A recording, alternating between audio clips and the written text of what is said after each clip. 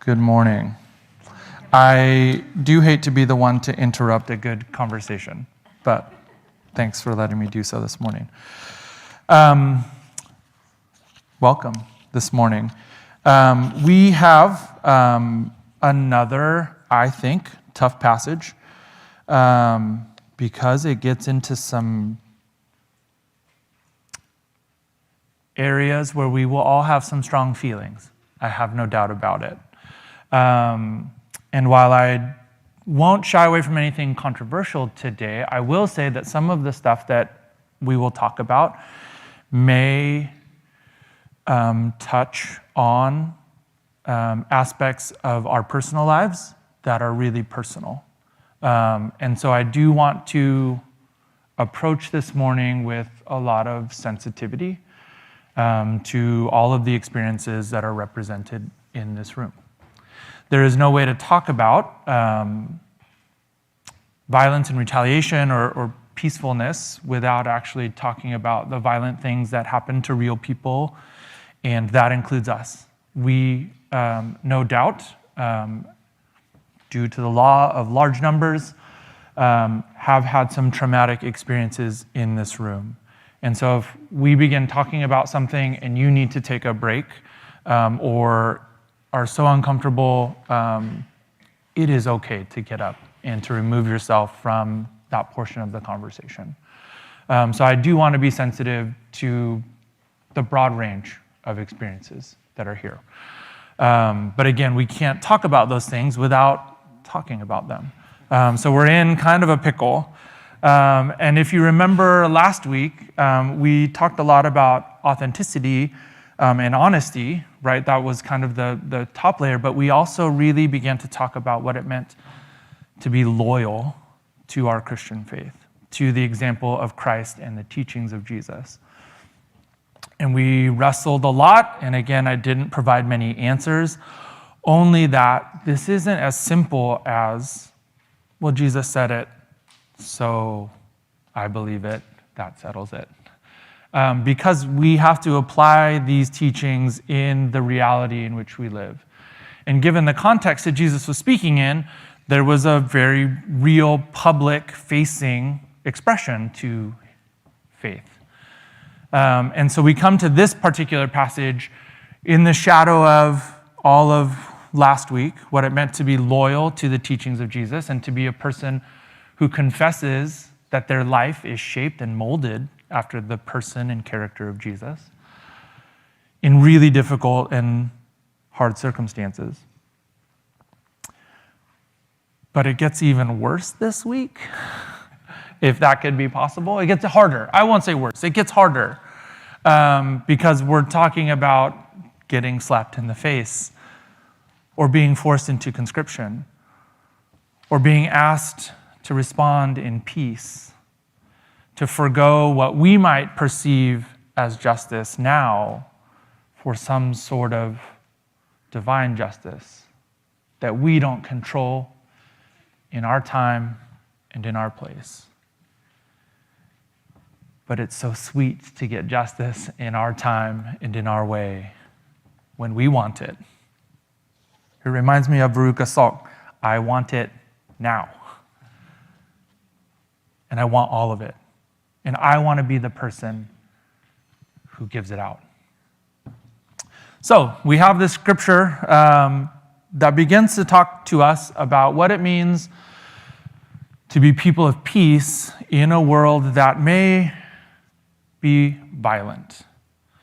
What does it mean to turn the other cheek? The example this morning was I did turn my other cheek and then I got slapped again. And I have two girls. They are so sweet, but they are also 11 and 12, which means they were 4 and 5, and 7 and 8, and 1 and 2. And early on, we adopted the phrase, sisters take care of sisters.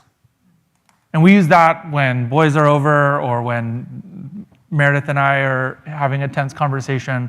That's sort of just become our family motto. Mom, Dad, sisters take care of sisters. It's just our reminder that however we're approaching this particular moment it needs to be with love and care. So they were yelling last night because we had a long day moving. We started at 8:30 after breakfast, and the movers left around 8:30, well after dinner. And so it was shower time, and one wanted to take a bath and one wanted to take a shower. Thankfully, we have 2 bathrooms in our new short-term rental, but it was one of those moments where we just had to stop and pause and say, sisters take care of sisters. It was a way of reminding us that, yeah, there's a lot that's happened today, and we don't all agree on what needs to happen next, but we're going to take care of each other in this moment. That's a pretty low-level example, and I promise we'll ratchet it up from there. But it was a beautiful example, I think, of everyday moments where we have to find ways of being people of peace. Last week, we talked some about the context, the political context in which Jesus was asking us to be people of truth and honor.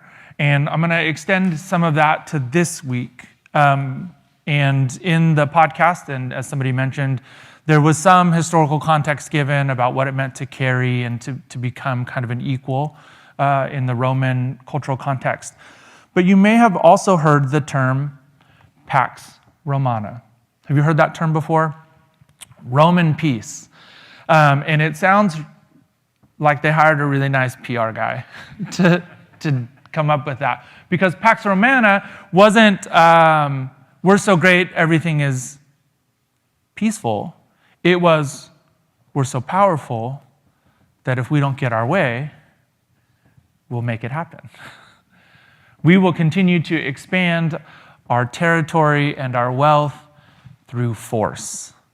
And the term wasn't coined until about 50 years, or maybe depending on how you calculate Jesus' life and when the writing actually happened, sometime maybe 20 to 30 years after Jesus was alive. And it was talking about the empire up until that point. So this is very much describing the time and culture and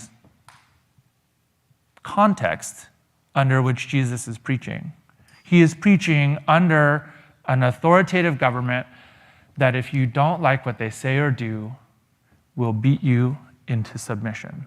They will conscript you, they will enslave you, they will imprison you, they will behead you or crucify you. Jesus didn't have some sort of special kind of death. He had a shameful common death. This was a regular tool of enforcement.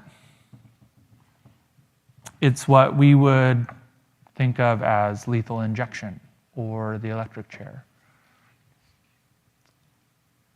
Sadly, more common today still than it ought to be, in my humble opinion.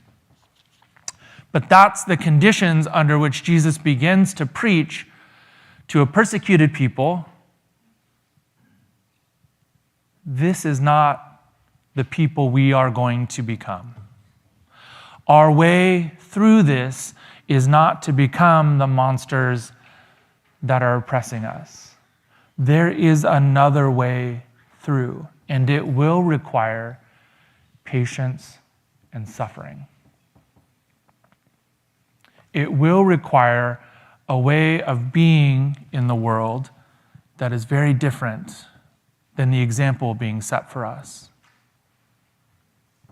Pax Romana is not the way of the cross. That's essentially what this pericope or this section of Scripture is saying. That the way that other people live and rule and interact with one another is not the way of peace. God's peace, anyways. Pax Christo is not burdensome in the same way. It has a different burden, a peaceful burden, a suffering, long and suffering burden. So, I'm going to give us a couple of different categories that all label. I don't want to use the term violent because I think that may raise some alarm bells or may feel extreme. So I'll use the term burden, but you can substitute violence because I think it also fits. I'm going to give us a couple of categories, and then I will ask us to respond with ways in which people might experience that as a burden in current times. Financial burdens. How do people experience financial burden? And I'll give you an example so you can kind of understand what I mean. Credit cards. The poorer you are, the more you pay. The higher your interest rate, right? The poorer you are, the more you pay. It makes me want to curse.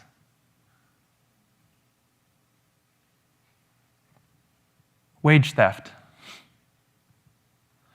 The more physical the labor, often, the less you get paid. And I think about how often we talk about those who are rich as working so hard for what they have, but not those who actually do the labor. How do we value someone's time and body versus those who own the idea? You can own an idea. Think about that. It's kind of wild. Those are the types of things that I hope we can talk about. So, financial burdens. What are some of the financial burdens we've experienced? And it doesn't have to be your personal story. Please don't feel like you need to, although if you want to share, happy to listen. But what are some of the other ways that people experience financial burdens that we as the church might find ways to resist? Yeah. Cost of childcare. Big one. Yeah. What other institutional and personal ways do we experience financial burdens? Yeah, in the back. College loans. Some predatory ones. Yeah, absolutely. Unexpected medical expenses. Yeah. Loss of a job. Yeah. Loss of a job. I think of the number of companies who are sitting on billions of dollars in cash and are letting people go right now. There was another hand over here, I thought, and I see one in the back there. Yeah. Auto. Yeah. Maintenance. Auto maintenance, selling a car. Yeah, there's some real burdens there. Stress. You develop different addictions and habits. Therefore, your life goes. Financial stress can cause so many live in the moment decisions. Or even I think about gambling addictions. How much of that comes from financial stress? Yeah. Undercompensated experiences, yeah. Do it for exposure. Yeah. Uh-huh. This might be controversial. That's all right. Surprise, sales tax. Sales tax. And it hurts the poor more. Absolutely. Yeah. Any flat tax. Any flat tax. Will hurt the poor more than those with means. Yeah. And women not being compensated for soft skills. Yeah. Women not being compensated. The wage gap. Not only for women, but then also, if you want to be intersectional about it, women of color, Black women in particular. So what are the ways that we as a church can creatively resist? And I think it's important that some of the language in this particular passage is resistance language. Like, it gets translated in a couple of different ways, but the most accurate way is like an active or a proactive approach to living differently. This isn't just turn the other cheek, but it's stick the cheek out.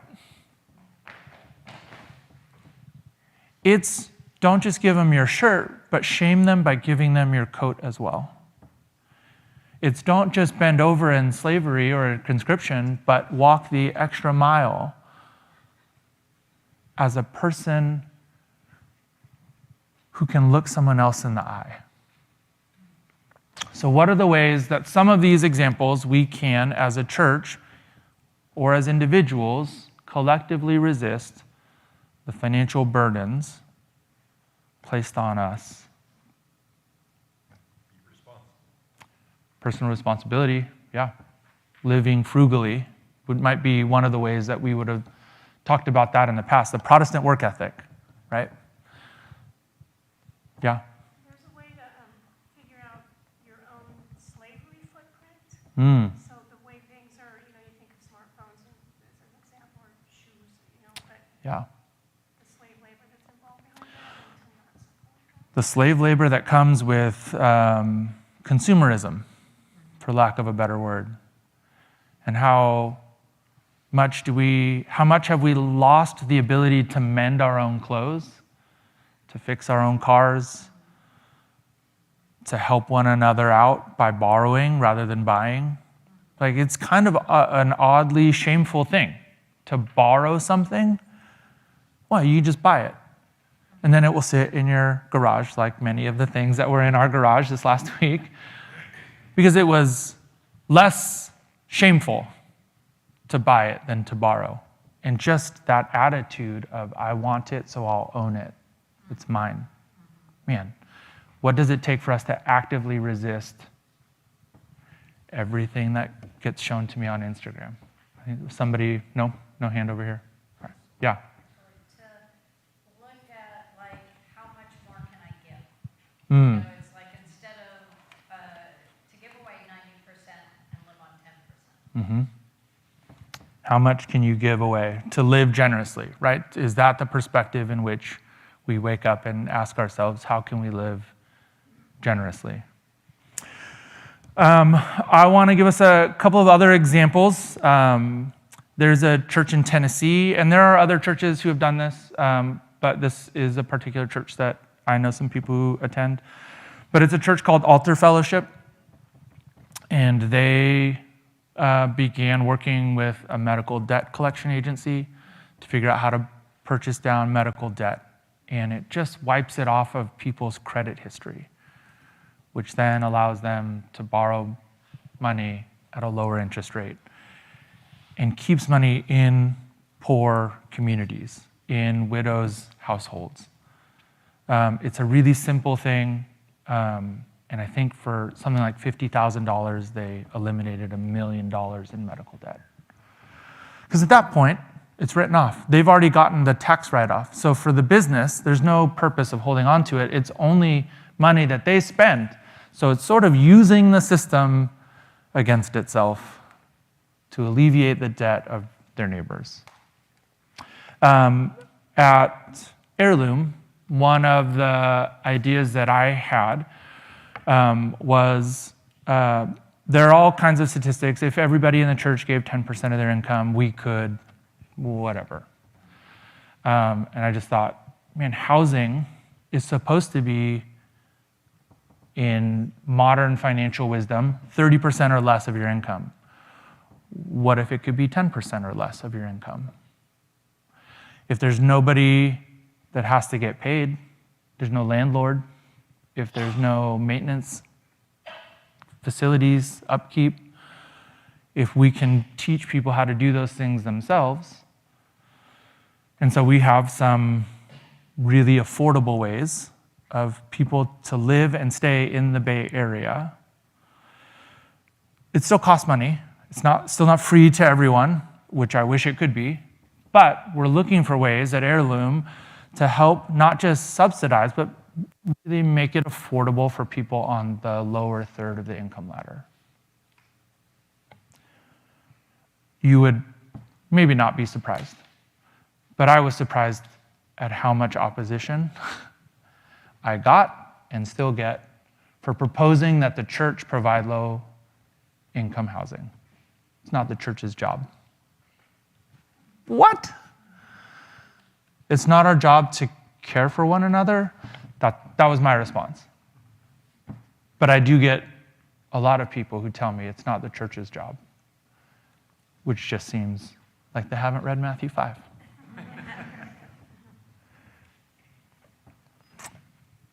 We'll move to the next category. And when I say state, I don't mean California, I mean any level of government. But what are the ways that we experience state burdens or national burdens or civic burdens that we might find ways to creatively resist? And again, I'll go ahead and start with one that was already in the particular passage. There is conscription, right? Where they can just tell you that you're going to do this labor on behalf of the government. Sometimes it's paid, sometimes it's not. Or I think of in Oakland, when they wanted to build 880, there was eminent domain.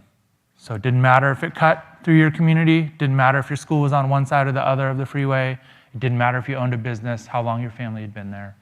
If they were going to pay you the market rate for your house, you were going to move. And at that time, you couldn't move to Livermore if you were a black family because there were laws against it, or there were financial burdens placed on you with redlining. And so we have in our documentation, still, if you buy a house in Livermore, in Castro Valley, in Hayward, and in East Oakland, and I'm sure it's in other parts, but there were living covenants. I don't know if you've ever heard of that term. But you could only sell to other white families. And this is the thing that really boils my blood, is today, if you buy a house with a living covenant in it, it's not enforceable because it's against the law, but it costs an additional $1,500 to $2,000 to get that covenant removed from the title and the deed. So if you're a black family, there's a tax on you, or if you're a Filipino family that couldn't buy property until the 70s, or if you're a Hispanic family that couldn't buy property, you have to live with that in your documentation, or you have to pay an additional tax, because white families are not taking it out when they buy the properties. It's just kind of wild to me. So, what are the ways that we experience civic burdens or state burdens?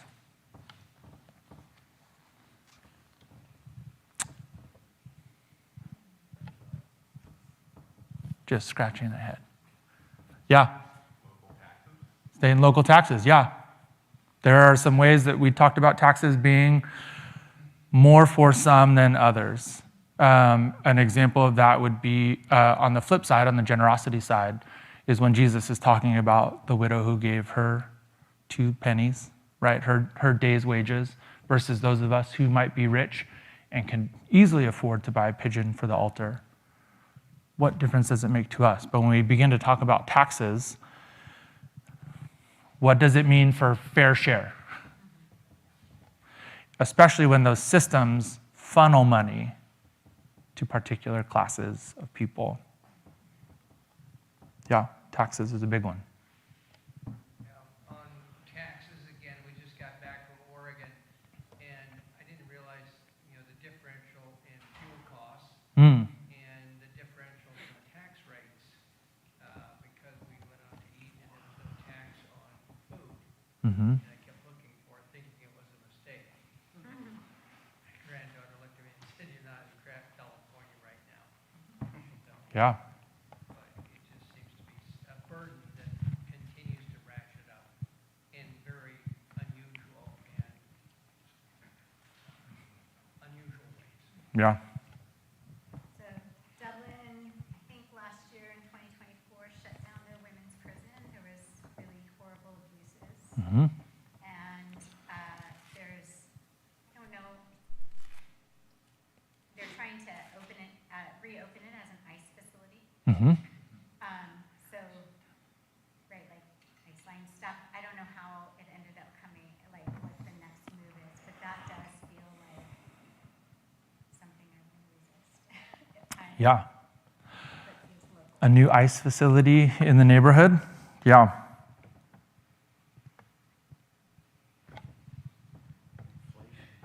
Inflation? Yeah. Who controls that? How do they control it? One of the things that I have on here is more recently, we can see market manipulation by policymakers. There's an app that tracks in real time members of Congress and when they buy and sell and what they buy and sell. And they're being able to now pin that to particular policy decisions that come out of committees, and what a racket. So do we then lean into those things, right? Do we invest in the number one growth company last week was a private prison corporation? Because we know that we're ramping up detention facilities.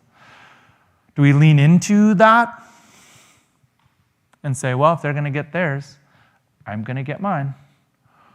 Or do we look for other avenues of investment, other ways to benefit the community? I think of, this might continue to still be controversial for many years, but I think of Reverend Mary Ann Budd. If you don't know, she was the minister who, shortly after the inauguration, was preaching, and President Trump was there with several other members of his administration, and she simply asked for mercy for those who need it most. Not a particularly radical Christian message in that it's not off the mark. Nobody would say that's not a Christian thing to ask for. But how many of us in the church got frustrated by that? Maybe got mad at her? Some members of the church who threatened her?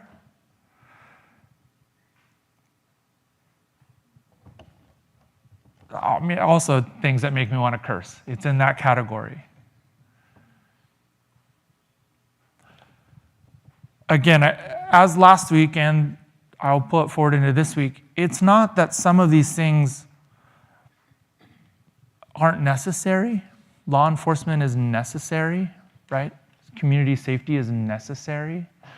But the particular means with which we do those things are really difficult. Several people have brought up ICE this morning, Immigration and Customs Enforcement. I think of how different the response is when Google Maps added the police notifications in Maps. So if you're driving on the highway, it'll tell you there's a police officer in 2 miles. Don't speed. Don't drive in the carpool lane without 2, 3, 4 people. Just don't drive in the carpool lane without multiple people, or just leave your little tracker on one, right? Like that's what it's for, right? And when it benefits us, hooray. Please let me know that there's a police officer 2 miles. But when people report in their communities that ICE is there, what's the rhetoric around that? How different is it when it's to protect a migrant worker than it is for you not to get a ticket? And we've just got to really wrestle with what it means for us to be people who turn the other cheek, people who will go the second mile, people who resist Pax Romana. I think about also the different ways in which when we think about punishment, how often there's this disconnect in people who watch Les Mis and think, man, that guy was just taking a loaf of bread, versus the way that we react when somebody goes into CVS and gets feminine hygiene products or deodorant because they're a 13-year-old and they're made fun of at school, but they're too poor to afford deodorant. There have got to be other ways of us responding as the church. And this is the type of stuff I don't think we often make the connection to when we read the Sermon on the Mount. That there is this very violent and oppressive way of living, and then there's maybe a different way. This is the part where I think we might get into something more personal. And so, again, please, if what I want to make sure that we emphasize is when we read passages of Scripture like this, it is not for us to tolerate abuse. These particular passages are not about someone allowing their partner to be violent with them and then turning the other cheek. That is why the context of Jesus' comments are really important. And I know that some churches and pastors have preached this passage in that way, that if you just stay long enough or if you just wait, God will change that person. That is not what Jesus is talking about here, and I want to be very clear about that. Jesus is talking about the ways in which we as a community can surround someone and provide a different avenue for them. So when we talk about the ways in which we experience personal violence, it is not, again, that we are passive, that we allow these things to happen to us, but it's ways for us to find ways of dignifying the person who's being injured, resisting the violence that is being perpetrated, and envisioning a new way of living that no longer tolerates the abuse. Does that make sense to everyone? Personal violence. I think of particularly spousal abuse, but also parental abuse, robbery or theft, maybe another way.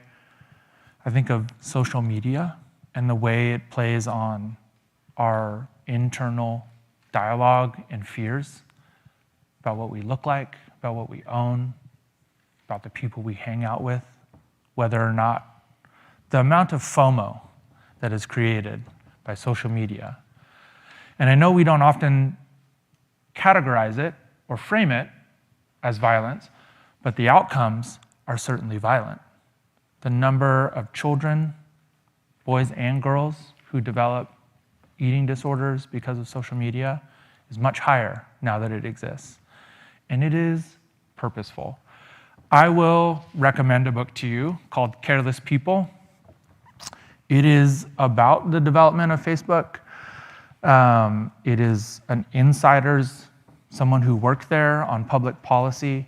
You could also just probably read a snippet of the book or a review of the book. But social media is just insidious. It does not mean that you can't use it for good. I think somebody I am following just said the revolution will happen with iPhones. And I do think that there are many good uses for technology.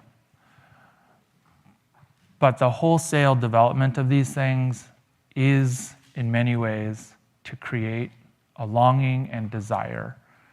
And what it is actually doing, it is segmenting us into groups that are more and more fractured. And we understand each other less and less because the echo chambers get more and more narrow.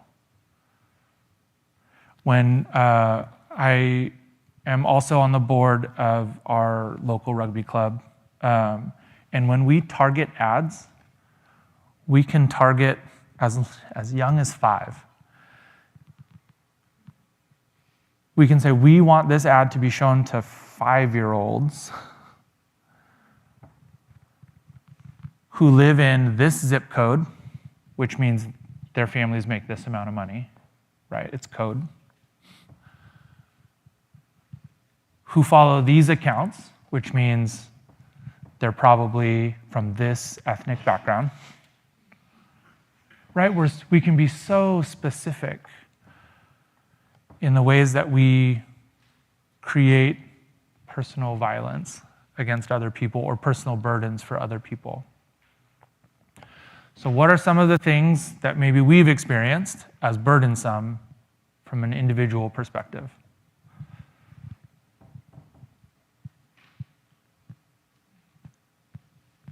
Yeah. Being talked down to, absolutely. Whether that's from a teacher, a parent, a loved one. I think it's Pride Month. And it is shameful that it takes one accepting person to reduce the rate of suicide by 40 to 50%. Just one loving person. Is the church willing to be the loving people that reduces suicide in the queer community? We haven't writ large. We don't have a great reputation or a great track record in that regard. What other ways? Yeah. Gang violence, particularly in like youth. Gang violence, yeah. Not only the individual violence, but the systems that create the poverty that necessitates the need for that violence, whether that's removing particularly males from families with very harsh sentences, or really for whatever reason, for acceptance in a group, for place and belonging and purpose. The scripts, especially for young men, are what it means to be a man are changing, and we don't have a lot of role models or examples for what that should be. Yeah, it's a big problem. Anyone else? Yeah. This is an uncomfortable one, but I'm throwing it out there. Racial violence. Racial violence, absolutely. And I grew up out here. I've experienced it. And yeah, I think people think it's so far away. Uh-huh. I think they're elsewhere. But in our very community, even in my 40s, I'm 40 right now. Yeah. I've heard the same things. It's like people would be shocked if they knew that existed in our town. They'd be shocked, and I bet you they wouldn't. Yeah, I mean, I think of the census, right? Categorically speaking, we're changing the census and removing multiracial so that the largest growing segment, which is multiracial, and it doesn't matter what combination of backgrounds, but if you mark multiracial on the census, those are all now being converted to white. What? Yeah. Crazy. It's crazy. So what are the ways that we can resist? Whenever I fill out a census, I put Native California, because I'm part Native Californian. It's not the majority of my ethnic heritage, but it's the smallest minority that's represented in the census. And so if I don't mark it, I know it won't be counted. So that's my little small act of census resistance. I don't put multiracial because it can be manipulated. I put Native American. So there are ways in which we can resist. What are some of the creative ways that we can resist personal indignities? Yeah, in the back. So, like, even at the breakfast, the community breakfast, when I see Discovery Church members sitting at the same table with the unhoused guests, to me, that's really important because everybody's being treated as a friend or a brother and sister. Yeah. So, I mean, for me, that's an exciting thing to see. Something as simple as welcoming all people as sisters and brothers in Christ. How often is it only in particular settings? Are we willing to do that at our kid's birthday party? Well, it's about my child. Yes and no. Yes and no. What other ways can we resist personal indignity? Yeah.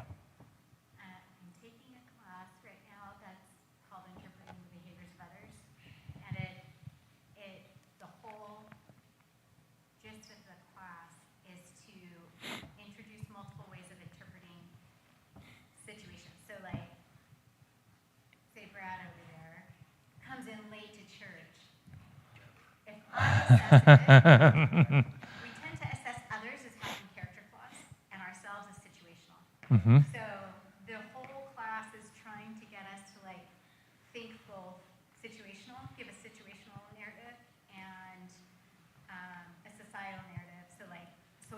Mhm. pressures. Maybe it's fine to walk in late. It's not a big deal from his culture. So the different kind of angles and questions it asks, and the goal is to practice doing those so that you have a broader possible scenario to inform your judgment of others. Yeah. And I play a game driving and somebody cuts me off. Uh-huh. Like, oh my gosh, his wife is in the hospital. You know, but I have realized since how quickly I don't play that game in other spaces. And so Yeah. I'm trying to. The assumptions we make about other people and whether or not they're flawed humans and we're burdened by something else, right? It's never our fault that we're late or that we missed a payment. We forgot. There's a lot going on. But if somebody else does it, it's because they're irresponsible and a jerk. So what are the assumptions that we make, and who do we make them about, and why do we make them? What are the narratives in U.S. culture? That cause us to frame things in a particular way. Yeah, it's hard to always be reflecting, but it's good to reflect. Yeah. I was going to say, I went to a presentation at a local mosque in Pleasanton, and it was about a program a healthcare program. And it just reminded me how we insulate ourselves against other types of thinking or other types of people. Yeah. It was good for me to be there because I wanted to specifically get out of my bubble. Yeah. And I was just impressed with the program and just being around different, non-like-minded people. Yeah. I think especially there was some discussion about being in a different, maybe religious context. But how often are those different religious contexts also so much more culturally diverse than when we're in evangelical spaces? And I mean, there's probably a lot to unpack there, but how often, if we want to be in the Indian community, we might need to get comfortable being in a different religious context and space, rather than demanding it looks like what we're more familiar with. Are we those kinds of people who are willing to be the minority religiously? Is that a marker of our faith? Or do we have to be in control for us to participate? I think there's a piece of it that's our responsibility within the church to constantly immerse ourselves in what the Lord says about our self-worth and our self-identity and the identity and worth of others, Mm-hmm. and resist all the messaging and everything else that happens in the world, how we're treated in the way that we see ourselves and others as being made in the image of God. Yeah. I'm going to give maybe a couple of more examples of some of the personal stuff, and then I'll sort of start wrapping things up. But there is a retired pastor. It's not the right way to phrase it. There is a pastor who's changed what their vocation looks like, from preaching on Sundays to helping churches helping members of churches and the church itself learn to adopt children in the foster system. So Philip was doing a survey for his church, and he's in Santa Clara County, noted that there were more churches than there were children who needed to be adopted in the foster system. And he said if each single church could have one family that adopted one child, there would not be a wait in the foster care system. So rather than going to the largest church and saying, if this church could adopt 15 and if this church could adopt 20, and if this church, he went around to his neighborhood churches and just said, if we could find one family in this church who's willing to open up an extra room, and then we need one family who can help that family with respite care. We need one family who could help that family if they have children of their own, so that if the foster family or the foster parents need to go to a doctor's appointment or a court appointment, that their kids would be looked after and cared for. And we have one family that helped with household chores, making dinner once a week, doing laundry, mowing the lawn, because your life is going to be different taking care of a foster child. So if we can get 4 or 5 families to surround this one family, it will provide that family with the community and support that is needed for them to thrive under an otherwise isolating and difficult circumstance. Pretty simple, pretty radical. They have gotten enough churches in the South Bay that other regions have wanted. So it's gone from Foster the Bay now to Foster the City. And it's something that is scalable and replicable because it's just really simple, right? It's one family who has an extra bedroom, who's surrounded by other members of the church. It seems really, really simple, but it just takes saying yes, right? My yes is yes. I'm all in on this Jesus stuff. It is burdensome, but it's a way of being peaceful in a different way than Rome is peaceful. Think of the number of incarcerations that would be reduced if there was zero wait for foster care.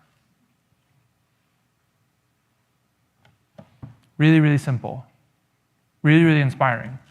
It's what allowed Meredith and I to become foster parents and to be able to do that because we knew our neighbor, our literal actual neighbor who's Jewish, was going to come alongside and watch our kids if there was an emergency.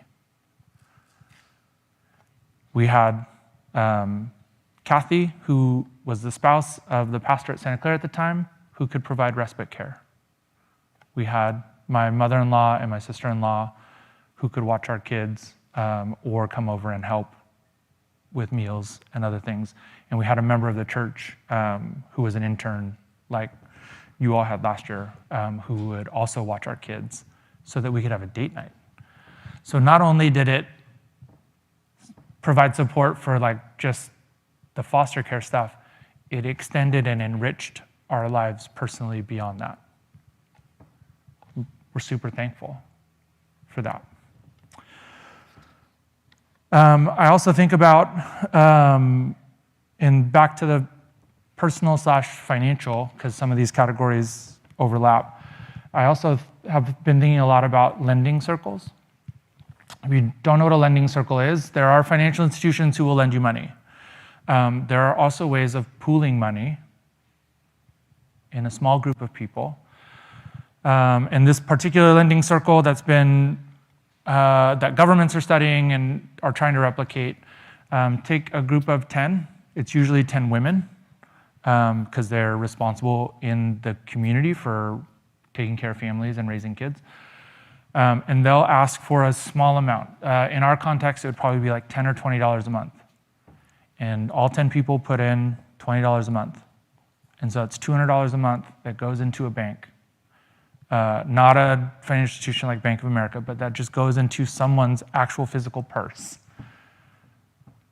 And then if an emergency arises, there's $200 to pull from. So if your kid needs clothes for school, or you need to fix your car, or whatever it might be, then everybody has sort of provided community insurance. And it's not a free loan. The request is that you pay it back. But because you can pay it back in $20 increments, that month that you need it, you have a year to pay it back. And the amount of stress and security that that can provide, something so simple and low-key. I think about how often we walk into this building and maybe have a need, but don't feel free to express it. But we'll come to the communion table as if everything's okay.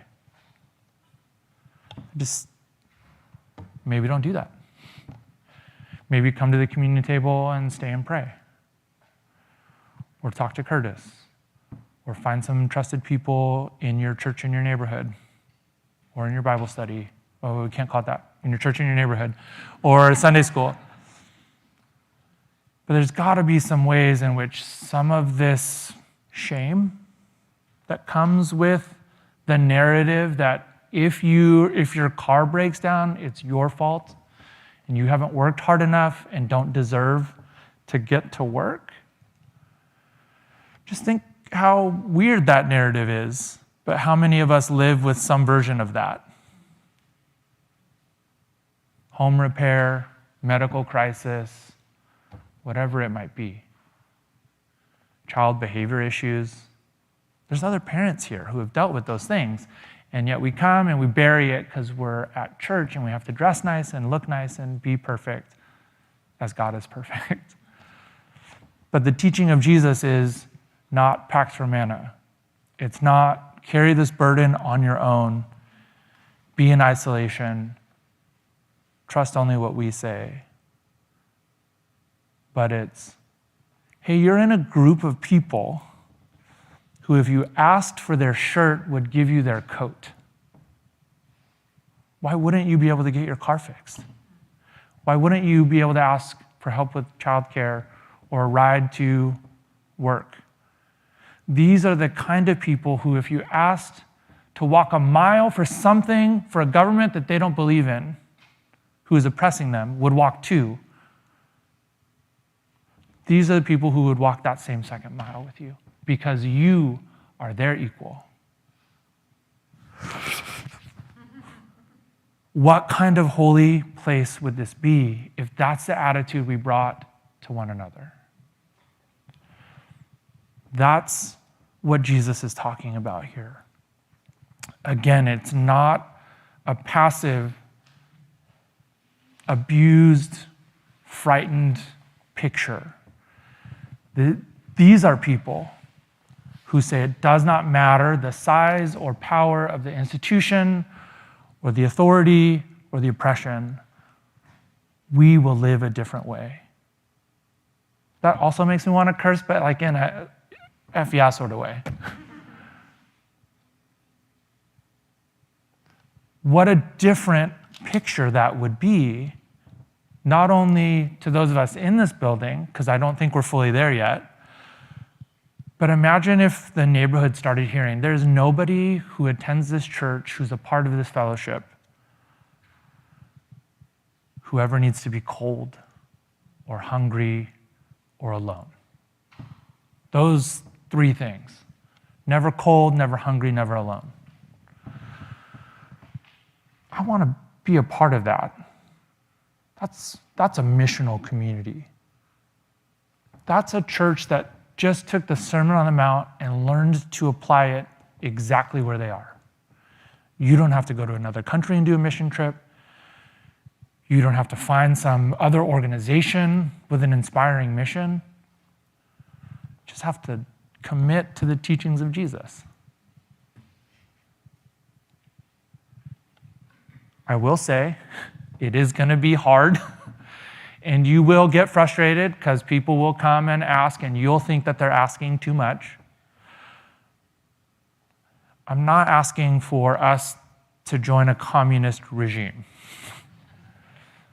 but I am asking us to really consider what it means for us to start tearing down the barriers that prohibit us from living this kind of peaceful way.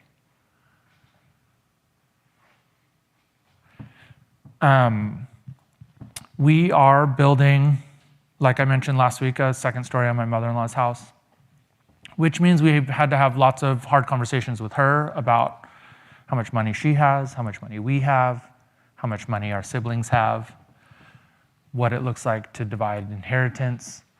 It can be awkward. And that's with people who we know can't get rid of us, who love us and have loved us since the moment we were born. So I know that I'm asking, and Jesus is asking us for something that will make us uncomfortable. These will be uncomfortable things and may require you to share some stuff about who you are, what choices you've made, debts that you have, commitments you've made.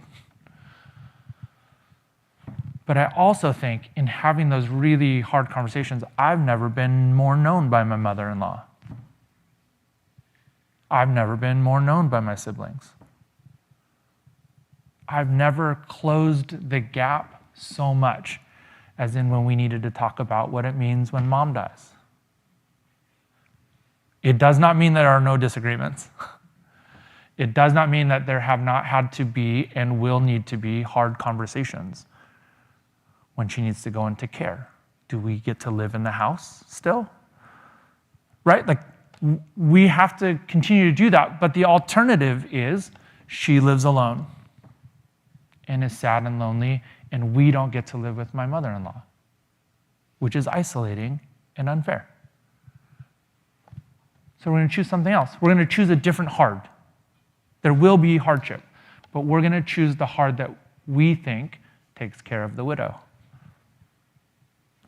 and provides care for us. We get to change a narrative in my mother-in-law's family because her parents died early, of what it means to have a grandparent involved in your life or to have a parent involved in your life for my wife. It's not all that terribly creative. Most cultures around the world do it already, intergenerational living. But there's a capitalist idea here that 5 of us should all have our own houses and our own pots and pans and our own cars. But again, that's not the teachings of Jesus. You can live in your own house and you can have your own space. But that's not required to be faithful. It's personal preference, and we're allowed to have preferences and needs. But again, think about what it means for us to take care of the widow, the orphan, and those in prison. I'll close on this last thing. Sorry, I know I said I was closing earlier, but we are moving, and so this is a really personal thing that really hit me as I was preparing this sermon. We have to go church shopping. So fun. So fun to decide who you want your community to be. And we have to wrestle with where will there be faithful preaching, right? That's kind of clutch. 2 things that are really important to us are that women can be ordained in that particular tradition. I am Nazarene. I believe that women are called to preach and be faithful in the church in every way that men are called to be faithful in the church. It's not a distinction based on gender. Scripture has lots of examples of the Spirit being poured out, as we talked about this morning. It also has to be affirming, which is very different than the Church of the Nazarene. And so I'm at a crossroads with my own particular call to faith and my own ordination. But it's something that's important to me because I have to raise my kids. And so when we're looking for a church, those are just what we're dealing with. And there are churches and pastors in the Nazarene tradition who have made space for queer people, despite the church's doctrinal teachings. There is space to be loved and cared for in Nazarene spaces. Curtis, I think, is one of those pastors for whom he can carry both the burden of the Church of the Nazarene and the burden of loving everyone. And that's why I love partnering with Curtis. And I love being here. But that's not true everywhere. And so those are things that we're looking for. What my spouse is particularly interested in is, will our kids like the music? It could be, for me, it could be chant, it could be traditional, like what we thought of as like traditional in the 80s and 90s. It could be hymnal music, which is maybe more traditional for American churches. It can be, I really don't care what the music is, but we have kids that are 11 and 12, and if it's not good music, it can kind of be a bummer. So that's on the list of things that we have to think about. Is there a youth group? Is there like other kids that they can connect with? It's important. That is a common question that we hear from other people looking for churches. But also on our list, and what's probably not on most people's lists, is, are there widows who are being visited? How is the church keeping track of that? Do they care about that? Is that an emphasis? Or is that something that is good if you can, because Jesus tells us to, but isn't really anything that the church practices? Will they make space for adoptive families or for those in the foster care system? Is that something that's good if you can do it personally, or does this church make it part of their embedded mission in the community? Has anyone in the church written a letter or visited someone in prison outside of their family? Are those the kinds of things that we look for in a church, and how many churches would cease to exist if those were the types of things that we looked for and reasons we joined? I think a few churches would close. I know a few churches would close. I have been guilty of leading churches that would be closed if those were the metrics. The yes be yes stuff and the people of peace stuff is the burden that's being placed on us by the Sermon on the Mount that is really, really hard, but requires us to think in those ways. It requires us to be a peaceful people who live so differently that it's not confused with any government program, any religious group that exists. It's confused with the person and presence of God, because it is the person and presence of Jesus. When we talk about being hands and feet, about praying for our communities, about being faithful to the gospel, it's about showing up for each other and showing up for our neighborhoods. So, those are difficult things. It will require us to be thoughtful and generous and patient and kind and long-suffering. Will maybe resemble what it looks like to be fruits of the Spirit. It will cause a lot of confusion and hurt and anger as well, because people will say, that's not how you should live according to the script that America has given us. Your life's just going to be weird. You're going to hang out with people that other people that like to hang out with you don't like to hang out with. You're going to give money to causes and organizations that the government doesn't like, or that your school doesn't support, or that another church may not agree with. We're going to intersect with some of these things, and it's going to cause some conflict. Are we ready for that? Can we let our yes be yes in all these different circumstances? Again, I'm sorry I don't have all the answers.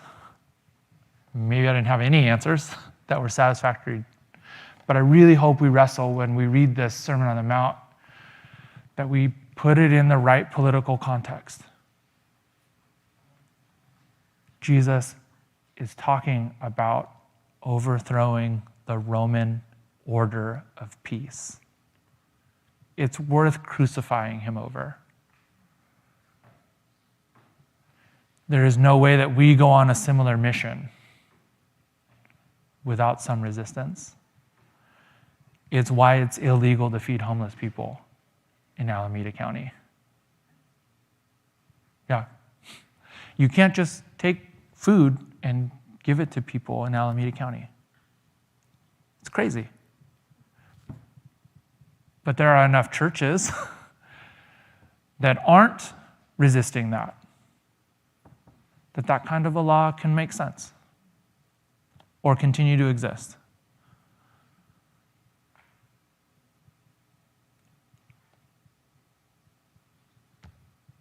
We've got to be different.